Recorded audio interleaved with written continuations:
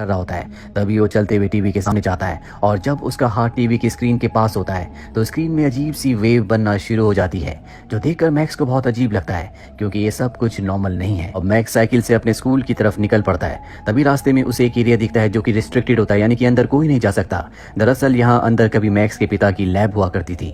अब मैक्स की मॉम का मैक्स को कॉल आता है, पर जब वो अपने कॉल को रिसीव करने के लिए स्वाइप करता है तो एक बार फिर से उसके मोबाइल पर वैसी वेव बनना शुरू हो जाती है जैसे टीवी स्क्रीन पर बन रही थी और उसका मोबाइल ऑफ हो जाता है। और ठीक उसी वक्त हमें लैब के अंदर दिखाया जाता है जैसे कोई चीज एक्टिवेट हो रही है और इसका कारण ये है कि मैक्स लैब के बाहर है। मैक्स स्कूल पहुंचता है तो उसे पता चलता है कि उसके फादर को यहाँ हर कोई जानता है। उसके फादर की इस शहर में बहुत इज्जत है। यहीं स्कूल में उसकी मुलाकात एक लड़की से होती है जिसका नाम सोफिया है। जल्द इन दोनों की दोस्ती हो जाती है। अब अगले दिन मैक्स के घर पर डॉक्टर माइल्स आते हैं जो मैक्स को बताते हैं कि तुम्हारे पिता एनटेक कंपनी में काम किया करते थे जो कि एडवांस रिसर्च कंपनी है। मैं भी उन्हीं के साथ काम किया करता था। दरअसल मैक्स की मॉम ने कभी मैक्स को उसके पिता के बारे में कुछ नहीं बताया। वहीं हमें उस लैब को दिखाया जाता है जहां कभी मैक्स के पिता काम किया करते थे, जिसके बाहर मैक्स अपनी साइकिल से गया था और अंदर कुछ एक्टिवेट हो गया था। वहां और भी साइंटिस्ट होते हैं और तभी पानी में एक ब्लास्ट होता है। पानी हवा में ही रुक जाता है जैसे पानी जिंदा हो गया हो। अब पानी को टच करने के लिए एक साइंटिस्ट आगे बढ़ता है पर दूसरा पावर ऑफ कर देता है, जिसके बाद पानी से कुछ निकलकर भाग जाता है। हालांकि उसे रोकने की बहुत कोशिश की जाती है लेकिन चारों तरफ अंधेरा होने की वजह से वो उसे रोक नहीं पाते और वो फ्लाइंग ऑब्जेक्ट यहाँ से निकल जाता है। वहीं माइल्स को दिखाया जाता है जो अपने घर में अपने पिता की लैब के हादसे के बारे में इंटरनेट पर पढ़ना शुरू कर देता है। उसे पता चलता है कि उसके पिता की लैब में एक बहुत बड़ा तूफान आया था जो कि नेचुरल तूफान नहीं था और उस तूफान में उसके पिता की मृत्यु हो गई। अब वो पढ़ रहा होता है कि तभी उसका कंप्यूटर अपने आप ही बंद हो जाता है। मैक्स को गुस्सा आता है और वो अपने हाथ को टेबल पर मारता है और तभी उसके हाथ से एनर्जी वेव्स निकलना शुरू हो जाती है। जिन वेव्स को अब वो देख भी सकता है। वो अपने हाथ को जैसे बंद करता है वेव्स निकलना बंद हो जाती है, पर अगले पल जब वो अपने हाथ को खोलता है तो वेव्स बहुत फोर्स से बाहर निकलती है जिससे वो नीचे गिर जाता है। मैक्स को समझ में आ चुका है कि ये उसकी पावर है और उसे इस पावर को कंट्रोल करना सीखना होगा। इसीलिए अगले दिन वो अकेला ही जंगल में जाता है और अपनी पावर को कंट्रोल करने की कोशिश करता है लेकिन वो इसमें कामयाब नहीं होता।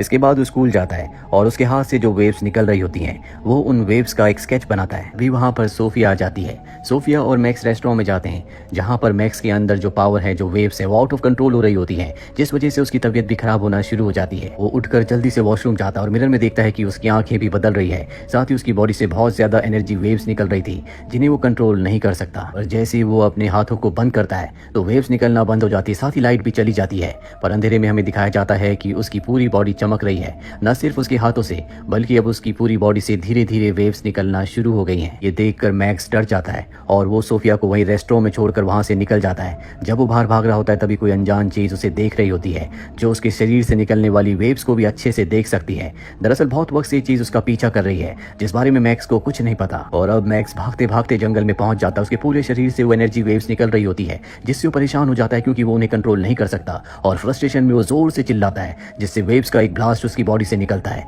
और मैक्स वहीं बेहोश हो जाता है। जब उसे होश आता है तो वो अपने घर पर होता है। मैक्स इस बात से हैरान होता है क्योंकि वो जंगल में बेहोश हुआ था, वो घर आया तो आया कैसे। इसके बाद जब वो अपनी टी शर्ट उतारता है तो देखता है कि उसकी बॉडी में अजीब से निशान है जो देखकर वो डर जाता है। और तभी हम देखते हैं कि मैक्स के पीछे वही फ्लाइंग ऑब्जेक्ट, वही छोटा सा रोबोट है जो कि लैब से निकलकर भागा था, जिसे देखकर मैक्स डर जाता है और अपने कमरे में चला जाता है। पर वो रोबोट वहां पर भी आ जाता है और अब मैक्स उसे मारने के लिए बेसबॉल का बैट निकाल लेता है। वो रोबोट बताता है कि मेरा नाम स्टील है, मैंने ज्यादातर अपनी मेमोरी को खो दिया लेकिन मुझे इतना पता है कि मुझे तुम्हारी रक्षा के लिए बनाया गया है। जंगल में तुम विस्फोट होने वाले थे लेकिन तुम्हारी बॉडी से जो एनर्जी निकल रही थी मैंने उसे एब्जॉर्ब कर लिया जिस वजह से तुम्हारी जान बच गई। मैं तुम्हारी दुनिया से नहीं हूँ, मैं एक एलियन हूँ। मुझे पता है कि तुम्हारी बॉडी से जो एनर्जी निकलती है उसे टर्बो एनर्जी कहा जाता है। मैं कई सालों से स्लीपिंग मोड में था पर जिस वक्त तुम लैब के बाहर आए और तुमने टर्बो एनर्जी को महसूस किया उसी वक्त मैं भी एक्टिवेट हो गया। मैं तुमसे इंटरकनेक्टेड हूँ, अगर मैं तुम्हारे साथ नहीं रहूंगा तो तुम्हारी जान नहीं बच सकती।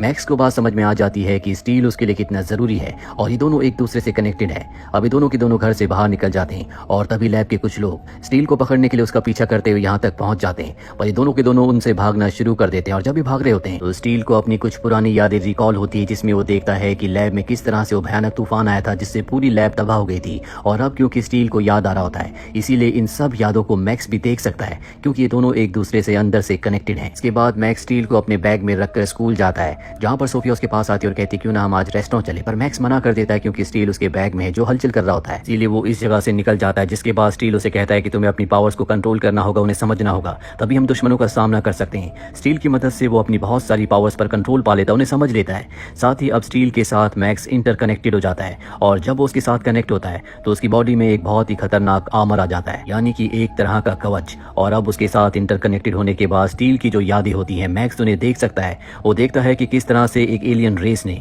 जिन्हें अल्ट्रा लिंक्स कहा जाता है, उन्होंने लैब में हमला किया था, जिससे लैब में तूफान आया था और उसके पिता की मृत्यु हो गई थी। स्टील मैक्स को बताता है कि अल्ट्रा लिंक एलियन रेस बहुत ही खतरनाक है। वो हवा, आग और पानी को मैनिपुलेट करके किसी भी तरह के बड़े से बड़े तूफान को, प्राकृतिक आपदा को अंजाम दे सकती है।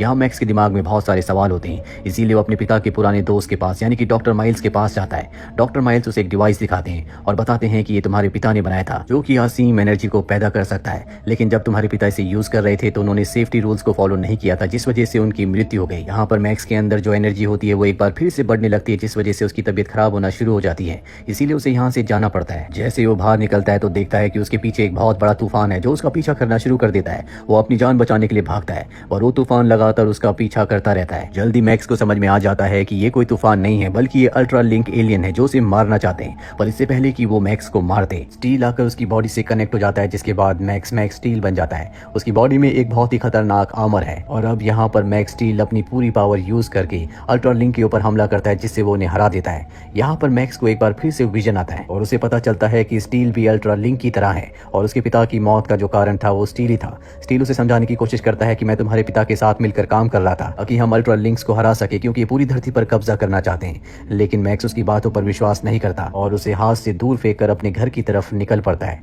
मैक्स जब घर पहुंचता है तो देखता है कि उसके घर को चारों तरफ से उन लोगों ने घेरा हुआ है जो पहले भी 2 बार इनका पीछा कर चुके हैं। मैक्स से देखकर पूरी तरह से परेशान हो जाता है, क्योंकि उसकी मॉम घर पर है। इसीलिए डॉक्टर माइल्स को कॉल करता है। डॉक्टर माइल्स उसे बताते हैं कि उन्हें अल्ट्रा लिंक के बारे में पता है। साथ ही वो उसे ये भी बताते हैं कि जिन लोगों ने तुम्हारे ऊपर हमला किया था, जो लोग तुम्हारे घर के आसपास हैं, वो एनटेक कंपनी के लोग हैं जहां तुम्हारे पिता काम किया करते थे। इन लोगों ने तुम्हारी मॉम को अगवा कर लिया है, जो इस वक्त तुम्हारे पिता की पुरानी लैब में है। ये सुनने के बाद मैक्स अपने पिता की लैब के लिए निकल पड़ता है।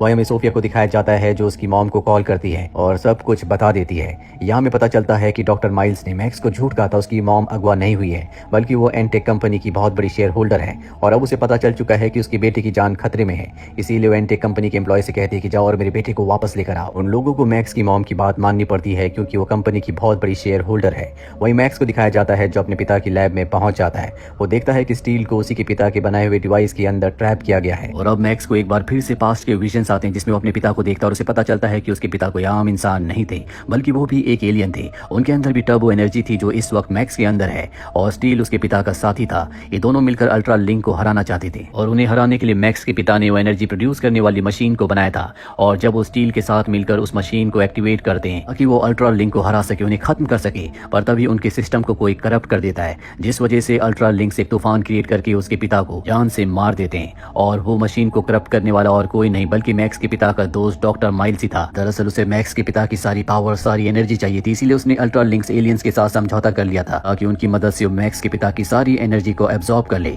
और वो ऐसा करने में कामयाब भी हो जाता है, लेकिन मैक्स के पिता उसे रोकने के लिए अपनी एनर्जी को ओवरलोड कर देते हैं, जिस वजह से यहाँ पर एक तूफान बनना शुरू हो जाता है। और मरने से पहले वो स्टील को कहते हैं कि मेरे बेटे की रक्षा करना, पर एनर्जी बहुत ज्यादा ओवरलोड हो गई थी, इसीलिए ब्लास्ट होने के बाद स्टील भी स्लीपिंग मोड में चला गया था। पर जब उसके आसपास मैक्स आया तो वो एक बार फिर से एक्टिवेट हो गया। कहानी वापस प्रेजेंट में आती है, जहाँ पर मैक्स के पीछे डॉक्टर माइल्स होते हैं, जिन्होंने एक खास तरह का सूट पहना होता है और इस सूट से उन्होंने बहुत सारी टर्बो एनर्जी को कंज्यूम कर लिया होता है। वो मैक्स के ऊपर हमला कर देते हैं और उससे कहते हैं कि तुम्हें मशीन के अंदर बैठना होगा ताकि जब मशीन के अंदर से टर्बो एनर्जी निकले तो वो उसे कंज्यूम करके अपनी और भी पावर्स को बढ़ा ले। मैक्स उनकी बात मान जाता है और मशीन के अंदर चला जाता है, पर मशीन के अंदर वो स्टील के साथ कनेक्ट होकर अपनी एनर्जी को बहुत बढ़ाता है, जिससे वो टर्बो मोड को अचीव कर लेता है और उसकी वजह से मशीन में ब्लास्ट होता है, जिससे मशीन नष्ट हो जाती है।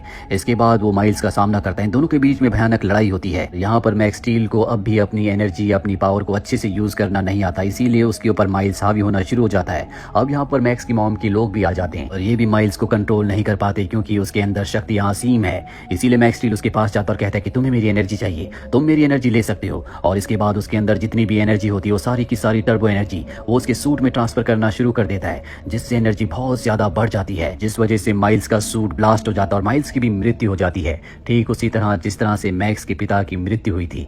इस तरह से मैक्स अपने पिता की मौत का बदला ले लेता है। इसके बाद मैक्स अपनी मॉम के पास जाता है। उसकी मॉम उसे बताती है कि मैं तुम्हारी रक्षा अल्ट्रा लिंक एलियन से करना चाहती थी, इसीलिए हमेशा मैं तुम्हें एक शहर से दूसरे शहर लेकर घूमती रही, पर माइल्स ने हमें यहाँ पर ट्रिक करके बुला लिया। मुझे उसके इरादों के बारे में कुछ नहीं पता था, पर अल्ट्रा लिंक एलियन से लड़ने में अब मैं तुम्हारी मदद करूंगी। वो उसे एक स्टोन देती है। इस स्टोन को वो उस गैलेक्सी टॉय के साथ कनेक्ट करता है जो उसके पिता ने उसके लिए यहाँ पर छोड़ा था और जैसे वो उसे उससे कनेक्ट करता है तो पूरी तरह से एक्टिवेट हो जाता है, जिसके बाद उसे पता चल जाता है कि उसके पिता किस प्लेनेट से आए थे। साथ ही वो सोफिया से अपने बिहेवियर के लिए माफी मांगता है और उससे रात को डेट पर चलने के लिए कहता है, जिसके बाद ये दोनों डेट पर जाते हैं और ये फिल्म, ये कहानी यहीं पर खत्म हो जाती है। उम्मीद करते हैं कि ये कहानी आपको पसंद आए।